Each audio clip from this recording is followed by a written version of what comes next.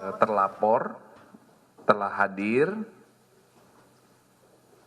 di Subdit Renakta di Treskrim Polda Metro Jaya untuk dilakukan pengambilan keterangan atas laporan saudari RZ. Ya, pemeriksaan berlangsung selama 2 jam dalam rangka penyelidikan. Untuk LP yang satu lagi, yang pelapornya adalah saudari DF, itu nanti akan dijadwalkan pengambilan keterangan dalam rangka penyelidikan di hari Selasa, tanggal 5 Maret. Setelah menjalani pemeriksaan selama 2 jam lebih, kuasa hukum terlapor menyebut pelaporan dugaan pelecehan adalah bentuk politisasi. Hal ini karena pelaporan dilakukan di tengah proses pemilihan rektor baru Universitas Pancasila. Kami sangat meyakini bahwa kalau tidak ada pemilihan rektor, maka tidak akan ada laporan. Karena prosesnya beririsan dengan hal tersebut. Ini adalah politisasi pada saat pemilihan rektor. Artinya kejadian itu tidak pernah ada atau ya, pernah ada? Apa yang dituduhkan, tadi sudah kami sampaikan bahwa penjelasan, keterangan, dan segala macamnya, bahwa itu hanya asumsi orang-orang pribadi.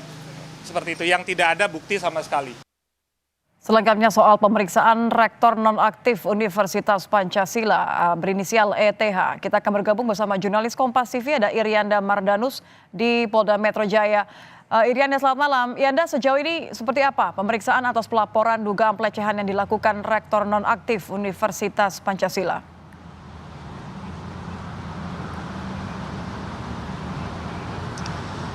Ya, Nitya, selamat malam. Saudara, selamat malam. Bahwa pemeriksaan pertama ETH, Rektor Nonaktif Universitas Pancasila yang dilakukan siang hari tadi sekitar 3 jam, ini sepertinya berjalan lancar. Tadi pemeriksaannya, ini adalah pemeriksaan pertama, sekali lagi. Dalam statusnya sebagai terlapor, dan pemeriksaan ini masih dalam status penyelidikan. Nah, kita tahu juga bahwa Rektor Nonaktif UP atau Universitas Pancasila juga tadi setelah memenuhi panggilan pemeriksaan pertamanya ini, kemudian ia juga melakukan konferensi pers dan menyatakan beberapa hal yang memang pada intinya sekali lagi ia membantah seperti apa yang kita dengarkan juga tadi. Tapi kalau kita merinci atau mendetailkan apa yang kemudian dikatakan oleh kuasa hukumnya, sebenarnya Nitya, ini juga menarik karena tidak ada mengonfirmasi ataupun membantah secara langsung begitu ya, benar atau tidak kejadian yang kemudian dilaporkan terhadap ETH ini. Kita dengarkan dulu bagaimana kemudian konferensi pers dan juga pernyataan langsung dari Rektor Nonaktif UP berikut ini.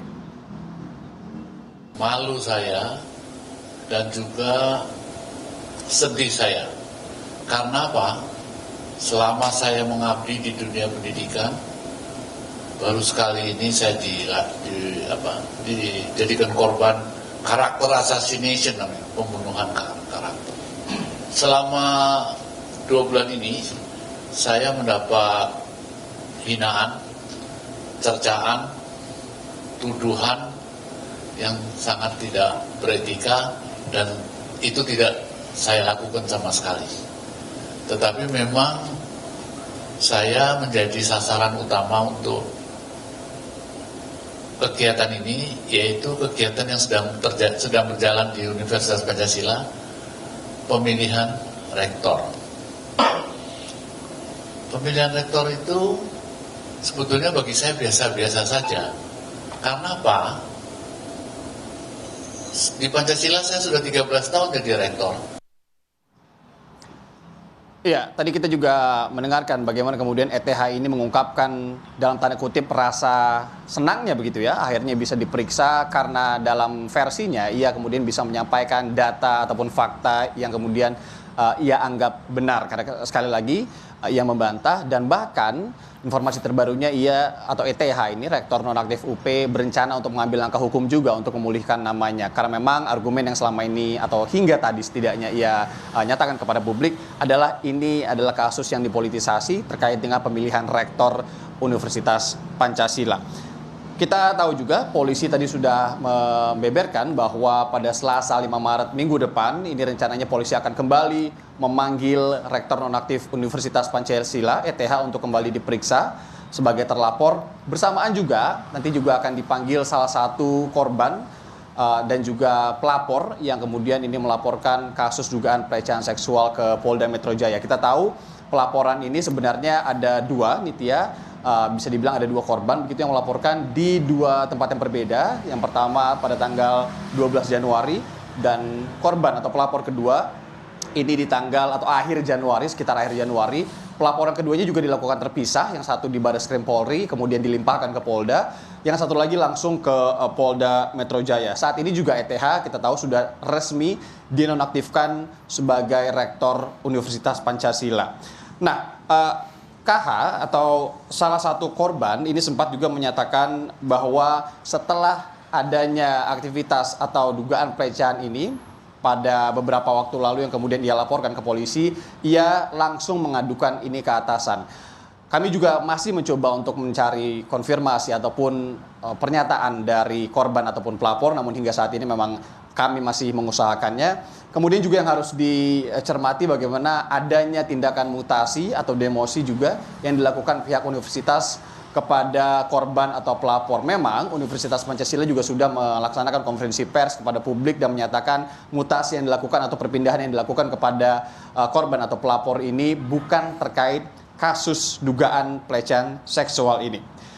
Nah, untuk informasi tambahan juga Nitya, hingga saat ini korban sudah juga diperiksa oleh polisi, seraya polisi juga sudah memeriksa 8 orang saksi dalam kasus dugaan pelecehan seksual ini. 2 diantaranya adalah korban, kemudian juga kedua korban ataupun pelapor ini juga sudah menjalani pemeriksaan secara psikologis. Tentu untuk kemudian nanti menguatkan pernyataan-pernyataan korban terkait dengan dugaan pelecehan seksual yang dialaminya. Kasus ini akan terus bergulir, nanti kita tunggu bagaimana selanjutnya langkah yang akan dilakukan oleh polisi dan juga kita akan terus mengusahakan bagaimana kemudian untuk mendapatkan pernyataan dari korban ataupun pelapor. Nitya. Baik, terima kasih Iriana Mardanus, jurnalis Kompas TV melaporkan dari Polda Metro Jaya.